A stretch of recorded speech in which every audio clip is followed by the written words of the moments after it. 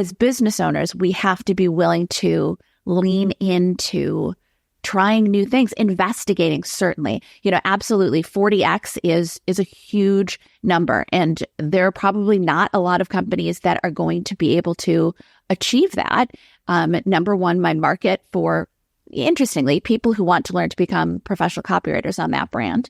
That was just the growth for one brand, by the way. But I also was willing to get out of my comfort zone. I was willing to put money behind ads. I know a lot of business owners who only want to do organic or anything like that, but it's being willing to push outside of your comfort zone and try new things. Be discerning, of course. Don't just there are a lot of shady characters on the internet as well. Do your due diligence. But if business is not working the way we need it to, we need to find out we need to experiment to find out what's going to change to improve it.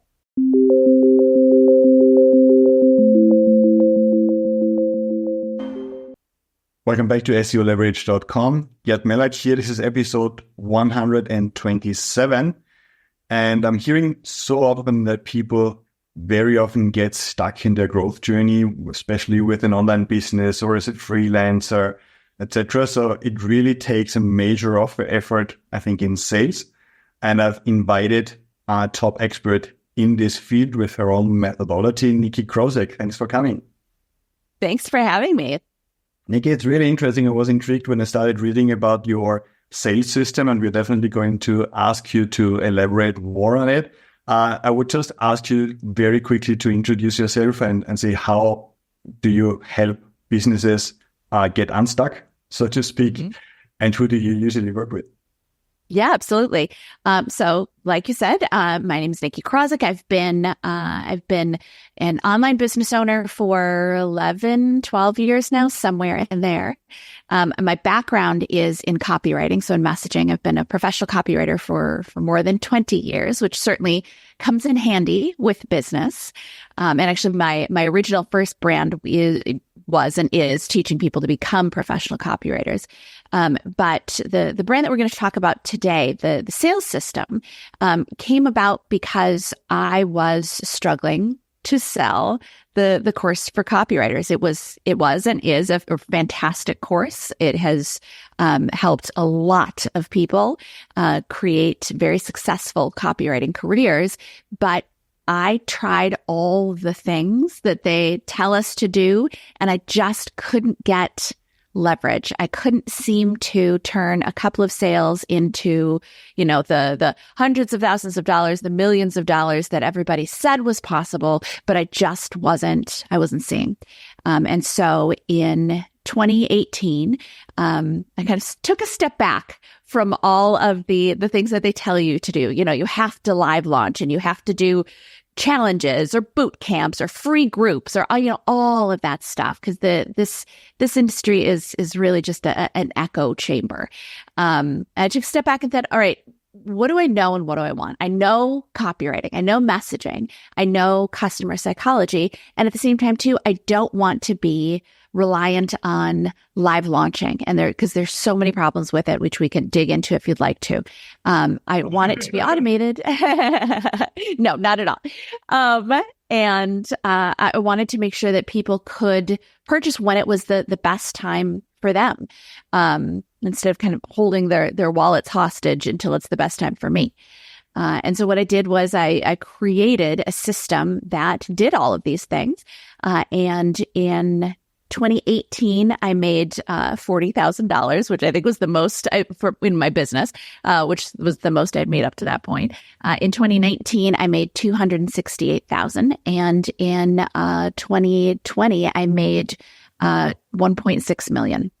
And then we have continued to grow from there. So the long and short of it is that by leaning into what I knew and kind of moving away from what everybody says you have to do, I was able to increase my revenue 40 times over in the course of just a little under 2 years. Beautiful, beautiful. What really resonates here a lot with me is when you say, okay, everybody, you obviously tried everything under the sun to get your sales off the ground. We see this with SEO as well at SEO Leverage here, where people kind of come from these conferences and they hear all the SEOs speak about this, you should do this, you should do that. It's funny how we would love to say it's just one thing that's missing and to just do it and now everything works out well. We definitely hear this with SEO where people come, we have heard it's all about this and it's all about that. I'm like, it's about that and 200 other things we need to take into account. Let's now prioritize. But it's really interesting then we'll say, okay, we need to find a different way. It's not just one thing probably that needs to be taken care of. And just if we look at our own decision-making process, it's not that straightforward. I don't buy something just because they had a webinar, just because they send an email. But we expect clients very often to act like that. Mm-hmm. Yes, exactly. I think we're so used to just listening to advice from business coaches or whatever that so many of us don't take a moment to go, all right, what would I do in that scenario? Like, does this feel real to me? Exactly. We listen to business coaches saying, no, your audience will do this, when on a daily basis, you don't do the same thing yourself.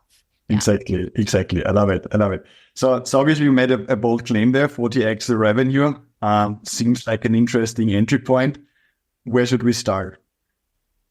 Well, and I should say it's not a bold claim. It's the truth. It's what happened. Now, I'm not at all saying that everybody is going to experience that same level of growth, but leaning into what works is you're going to see some positive results. I think I was talking to a business owner the other day who said, I'm hesitant to try something new. And I'm sure that your listeners feel that themselves sometimes and see that among their clients that, I tried something before and it didn't work. And, the thing is that as business owners, we don't have that luxury not to try something new. You don't have we've all bought courses or we've all attended lectures and tried things and it hasn't worked, but that's part of doing business. We're going to purchase some stuff that doesn't work, but that doesn't give us or at least it shouldn't. You're not going to stay in business very long if you go, I tried things that don't work, so I'm not going to invest in anything that could work in the future. So I think that as business owners, we have to be willing to lean into trying new things, investigating, certainly. Absolutely 40x is a huge number. And there are probably not a lot of companies that are going to be able to achieve that. Number one, my market for, interestingly, people who want to learn to become professional copywriters on that brand. That was just the growth for one brand, by the way. But I also was willing to get out of my comfort zone. I was willing to put money behind ads. I know a lot of business owners who only want to do organic or anything like that, but it's being willing to push outside of your comfort zone and try new things. Be discerning, of course. Don't just there are a lot of shady characters on the internet as well. Do your due diligence, but if business is not working the way we need it to, we need to find out we need to experiment to find out something what's going to change to improve it. Yeah, absolutely makes sense. What we see as well is that very often it also depends on the timing. So the right program at the wrong time might just not work. Mm-hmm. Or we see people work with us, do something, and 3 years later they come back and say, now we are ready. We weren't ready back then. Now we have the resources. Now we have the dedication. Now we have the commitment, and we can go all in.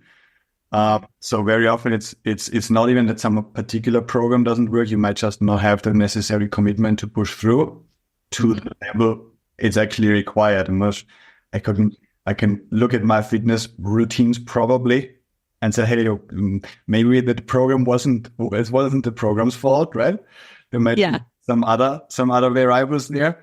So very often it's really just definitely keep pushing. Absolutely agree. Keep pushing, keep trying, and just look at something that just makes sense on paper. At least sometimes people try things that if they lean back and look at it, they already know it can't work. And then it's just like, webinars don't work because this particular webinar didn't work. I did one, it didn't work, didn't get a client afterwards. So webinars don't work. So it's interesting how do you go about then evaluating the different things people could actually do and prioritize? How does this work? I think that's the great question. So we have a system, right? And there are variables within the system because I like I said, my background is in copywriting. So I couldn't divorce the business from messaging if I wanted to, but also messaging it's fundamental. You can't be successful in business without being able to convey what you do in a way that resonates with your target audience. So a lot of it is built on very effective messaging, but also messaging and reaching our consumers in talking to them in a way that's different from the way that they're used to be talking to, or used to be talked to. It's not within the system. It's not, there's nothing magical. I don't have any kind of like, ooh, you've never heard of this technology, or, it's videos, it's emails, but the way that we offer it up to our audience and the way that we craft that messaging is very different. And that's part of what makes it so effective. But I want to go back to something that you said, earlier, because you and I were talking about what it takes to get from 6 to 7 figures.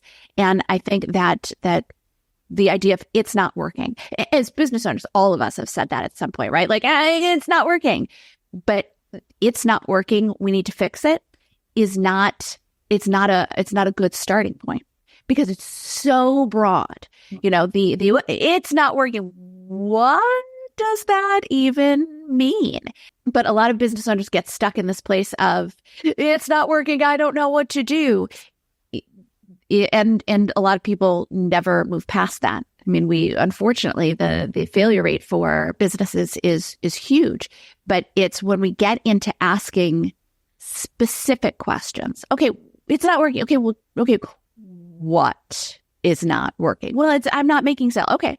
So where are you not making sales? What is the, you might have someone who says, well, I'm not making sales. I had 20 people go through and only 5 of them sold. Well, I mean, that's actually, you very much are making sales. That's a 25%, right? 25%, 5 sold out. Yes.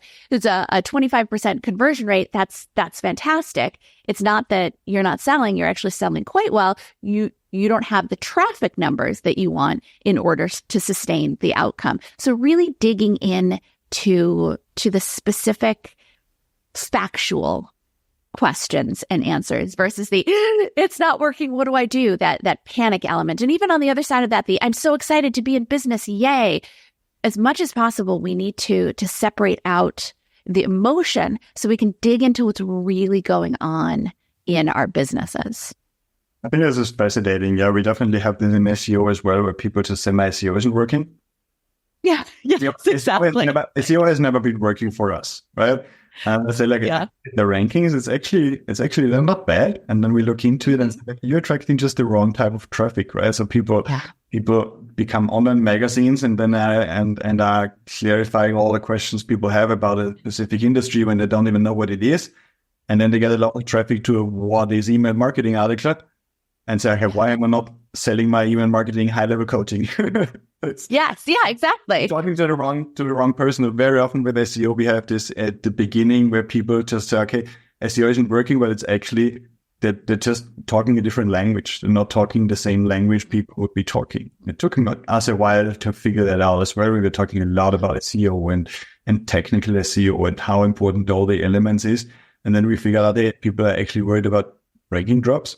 They're actually worried about the Google algorithm update. And they're actually looking for an SEO consultant. And so now let's start talking about those things a little bit more. But we see all the time where it's just talking a completely different language.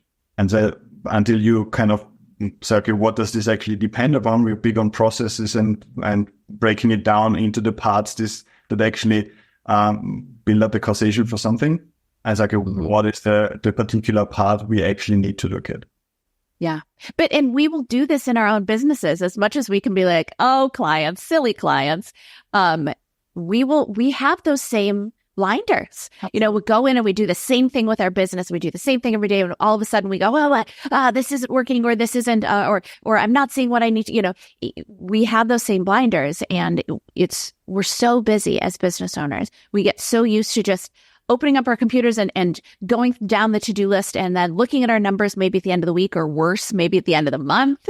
And all of a sudden going, wait a minute, something is wrong, instead of kind of going back and on a daily basis evaluating what are we actually doing, what are our inputs and what are our outputs. I think that newer business owners rely a lot more on what the gurus tell them to do, and also just kind of wishing and hoping. And I certainly understand that, but the good news is there's actually nothing magical about business, right? There's nothing magical about it. It's all numbers, and it's all inputs and outputs. There's no problem in a business that can't be figured out because there's nothing magical about it. Now, you might be limited by certain things. You might be limited by an audience. You might be limited by your team. You might be limited by ad costs or whatever, but it can be figured out. And it has to be that you have to have that willingness to actually take a step back and dig in and figure it out. And I think that's a place where a lot of business owners, a lot of freelancers, a lot of agency owners kind of get lost and lack that willingness to go, okay, the beginner's mindset, right? To go, okay, let me look at this as if I don't understand any of it and really dig in. Because when the economy changes, the economy in the world is so weird right now, especially in the US. When things outside you are a little bit more turbulent, you have to be willing to take a look at your business and do things differently. Absolutely. Do you have ever about this issue? We face this a lot where I also say, like, I need this business owners' time. I need them to step back and look at what they have been doing in the last 5 years with SEO and really follow my thought process when I analyze it, etc. I find it hard for them to actually be able to distance themselves because they're so deep inside their business and they have done it so long. How are you going to now how to run sell my course after 8 years of doing this or 10 years of doing this? Or you're telling me how to write my blog post. I've been writing blog posts for 15 years. And then it really takes a while. We very often try like with very small tests and say, so let me just, out of the 1,500 articles, let me just do something on 10 articles. Don't look at it. Look at it a month later and we let the numbers speak. But for me, very often, it's really hard to get people to like take this virtual step back. Well, it's funny, isn't it? I mean, this is kind of the copywriter, my freelancer background, that it's so funny that a company will hire you for your expertise. And then you come in and you try to give them your expertise and they go, nah, I don't know. I don't think that's going to work. Like, well, you hired me. You brought me in here. Yeah, I think what I have found is that we're not rational. It would be so wonderful if humans are rational. But when I found whenever I come up against that maybe we'll just call it a sticking point, whatever, is to really gently remind them of all of the things that's not working. And that's really kind of getting back to messaging, right? Is when you're selling something to somebody, you give them the benefits, but you also remind them of the pain points. You remind them of why they need those benefits, why they need that solution in the first place. And when you are working with a client, in a way, you never stop selling. I think that especially newer freelancers or newer agency owners think, all right, we landed the client. Great, we're done. That's just the beginning of it. You are going to continue to sell that client until the relationship is over, if you can ever really say that the relationship is over. It's a constant reinforcement of what you do and how they're experiencing something better and how it used to be worse. But it can also still be better. So keep working with me, re-sign that contract, and let's take you then to the next level. Yeah. It's always preparing a little future-pacing where it's actually going, right? So let's just say, look, this is why you chose this path. This is why you're on the right track. This is how you see micro progress. We have been in SEO very often because it's just a long journey, right? Whatever you do in business, it's a long game, and it takes a few years to understand it. I think it's really hard for freelancers. They're always like living on the next 5 hours they got just hired for it. It's normal. I started out this way as well, and it took me years to learn how long the game actually is. But now I see clients following me for 8 years, and I didn't hear from them for 8 years, and suddenly they come, I have been following your journey, and I know you have this new brand and do this and do that, and now let's do something. I'm like, this is crazy, right? I couldn't have imagined this 8 years ago. So it's just raising how long the game actually is, and really like leaving the doors open. So even if it's not the right fit, maybe 5 years later, another conversation.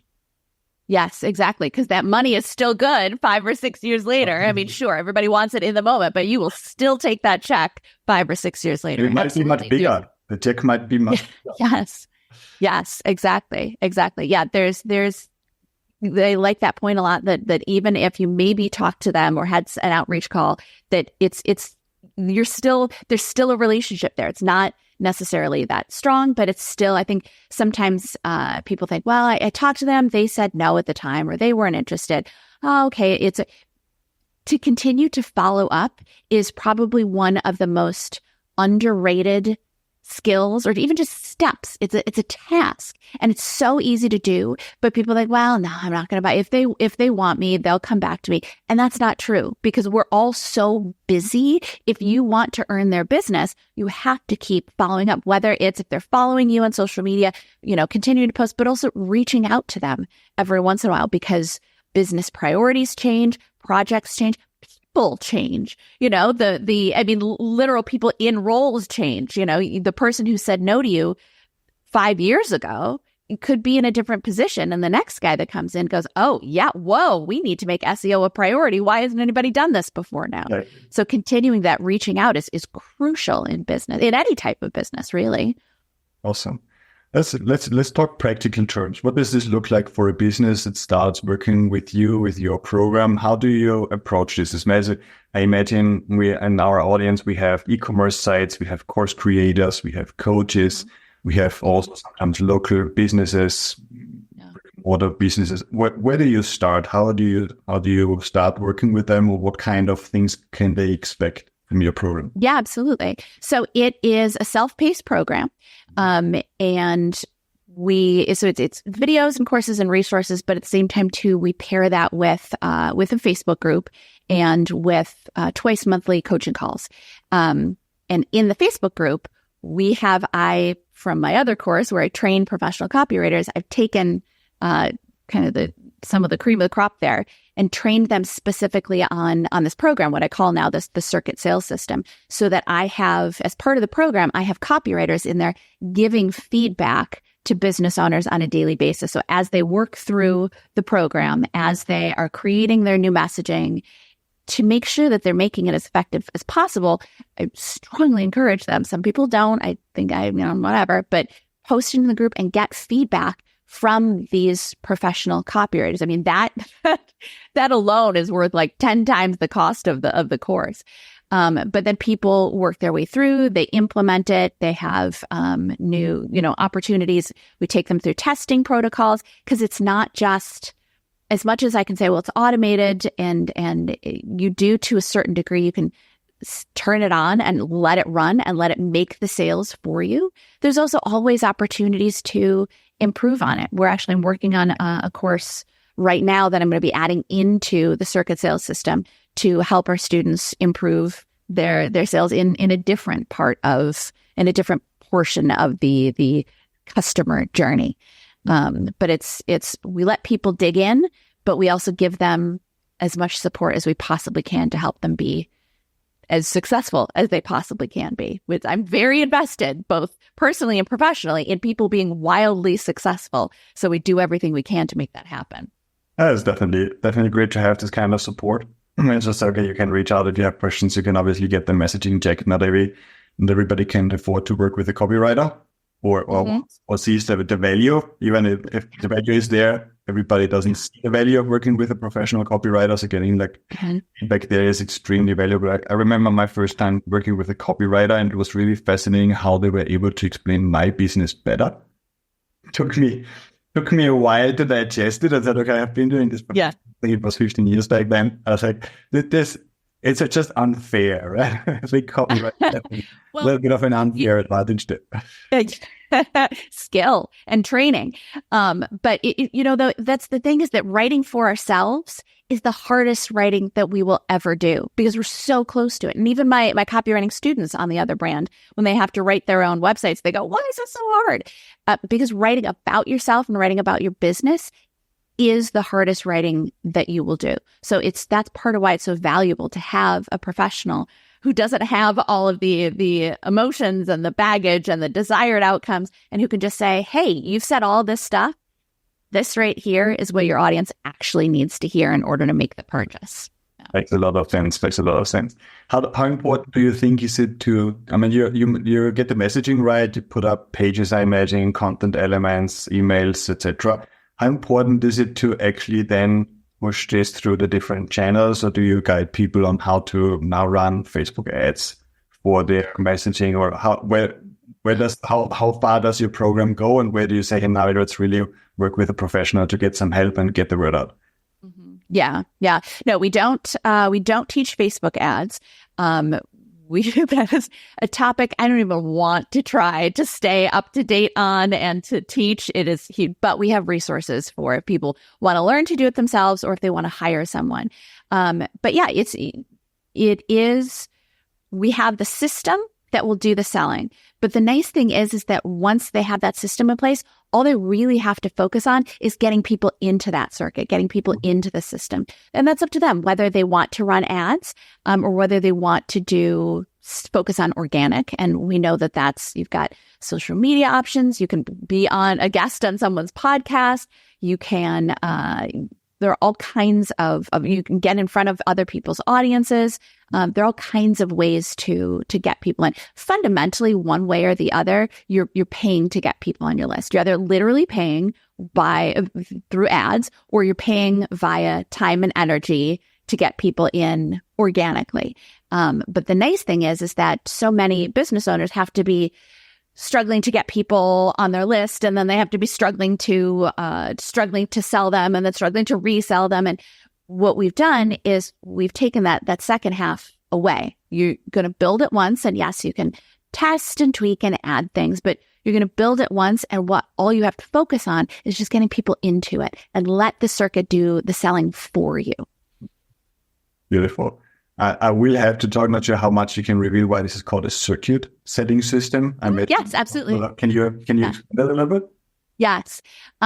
Two things. Number one, because of the concept of electricity and energizing. But number two, because it's a closed circuit. Once people are in, they get the opportunity to purchase, and most of them will purchase toward the beginning, but they have other additional opportunities to purchase as the circuit goes around. And so it's unless they unsubscribe, in which case, fine, they weren't meant for you anyway, but it's a closed loop. It's a closed circuit. So once they're in there, they're going to be in there until they purchase.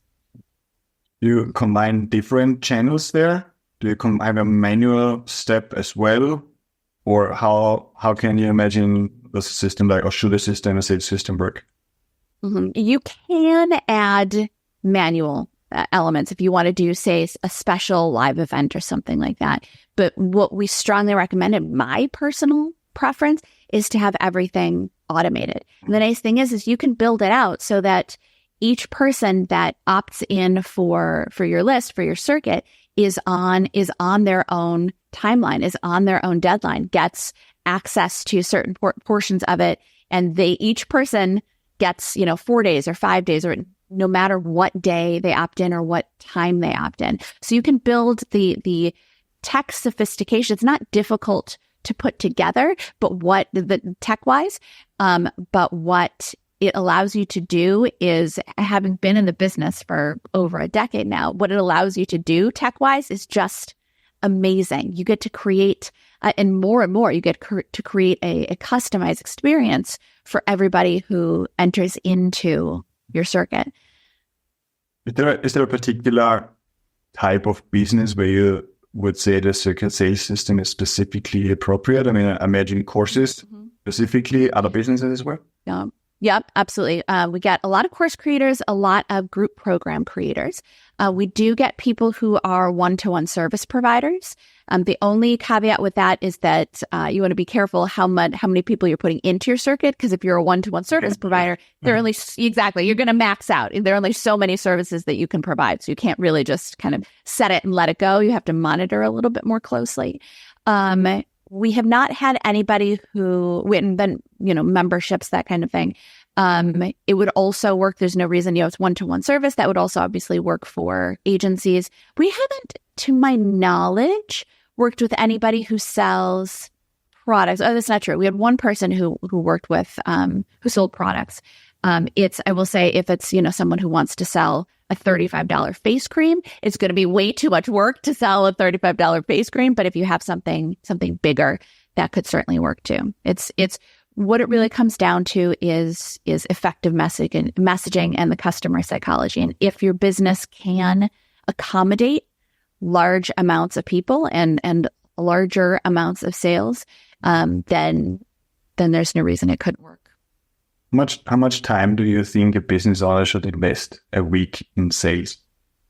Versus how much do you think people on average invest in sales? Well, it's interesting, right? So once the circuit is built, if you're running on a circuit, the actual sales time that I spend is almost nothing on a weekly basis. Our customer service might answer questions, or it might be on our Facebook ads, giving responses to posts on Facebook ads. But effectively, my time on sales is virtually nothing, because I set up a system that does it all for me. So I get to, and we, members of my team's a little bit bigger. I'm not a solopreneur, and have been for a couple of years now, but my team gets to focus on getting people into the circuit through organic and paid. I get to focus on giving attention to the people who should be getting the attention, which is the people who've paid us to be in our programs. I think that's part of the disconnect when you have your course and you're trying to get people onto your list, and you're trying to sell and you're trying to do all these things. You end up spending so much time giving away the best of yourself to people who haven't paid you, and largely most of them never will. But when you have a really effective sales program, and when it's automated, you let it run, and then you can put your time toward making sure that the people who've paid you get the effective results that they have paid for. So how much time do I think most business owners should be spending on sales? A ton, because they have to, right? If you're not making money, you don't have a business. They need to be spending a ton. I much prefer, and my students much prefer, having it automated, so we don't have to spend that much time on it. Do you offer any service to actually build this for your clients as well? For the course client, if they go through the course and say, okay, I'm not sure if I can actually set up the tools and I don't have the time to do this. Do you offer any service that companies that? Yeah. We don't personally, but we have resources that we recommend. I've thought about it. I'm just not sure I want to get into that game. It's not where my expertise is. We don't have anybody with that expertise on our team.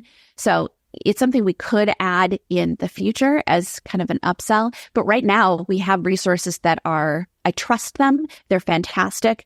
And then we don't have to be the middleman. We can say, if you're having any problems, reach out to them, and, they can either build it for you, or you can even, book an hour with them and they can look at it.